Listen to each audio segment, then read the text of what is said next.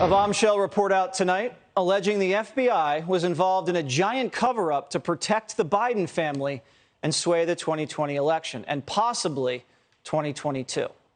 Highly credible whistleblowers are coming forward and reporting that the FBI intentionally downplayed damning evidence about Hunter Biden's corrupt business deals. And they hatched a plot to discredit Hunter's laptop as, quote, disinformation.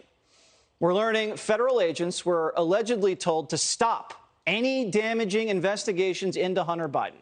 No questions asked, even though there was alleged proof of Hunter's potential criminal activity. Orders to black out the story were reportedly put forward by FBI analyst Brian Outen. Funny thing about him is he's the same FBI official who pushed the Trump-Russia collusion hoax. He took the bait on the Steele dossier and used it to illegally investigate Trump campaign officials like Mike Flynn and Carter Page. And now he has his fingerprints all over another FBI plot to meddle with our elections. This is all coming just as federal prosecutors in Delaware have reportedly reached a, quote, critical stage in charging the son of the president for tax fraud, foreign lobbying violations, and lying on a firearms application. But primetime sources tell us that these are very narrow charges, and the bigger international pay-to-play scheme involving China and the big guy is not being seriously scrutinized. And Delaware prosecutors may be getting pushback from the Department of Justice to wait on charging Hunter Biden so it doesn't cost the Democrats in the midterms. The FBI whistleblowers, as mentioned towards the top of the show, came forward to Senator Chuck Grassley, and he joins us now to talk about it. All right, Senator, what else can you share with our audience tonight?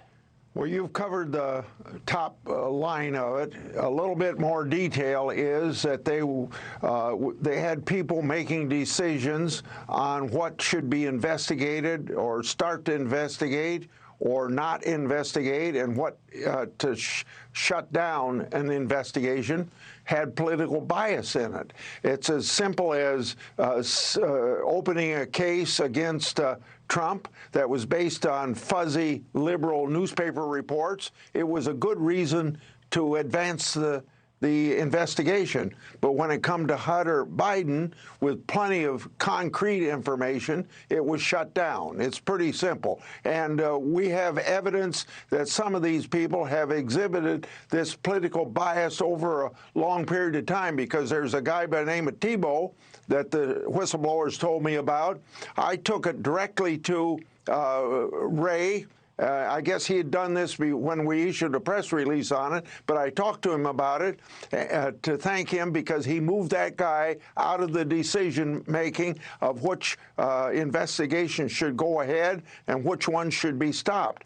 But that gives you an example of political bias, and it hurts the integrity of the FBI.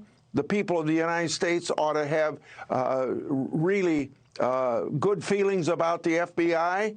They ought to know that they're a credible organization, and there should be no party or power involved in this decision-making. It should be simply fair, follow the facts where it takes them, and there should be no political. It's unfair, and the FBI have not met the test of fairness in this particular case.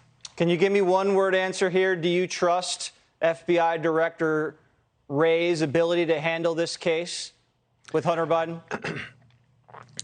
I would think that he would be in a position to do it, and when he moved Tebow, that's the guy's name I was talking about, they moved him out of that decision-making role to something else. It shows me that he can take action, but I wonder if the whole situation isn't so bad. There's a lot of it going on that even Ray doesn't know about. That's a sad commentary. That's why you got to rely on whistleblowers that know down at the grassroots that something's wrong. Listen to the whistleblowers. All right, well, we'll see if the media listens to the whistleblowers as closely as they listen to the whistleblowers against Trump. Thank you very much, Senator. We'll stay apprised of this investigation. Thank you.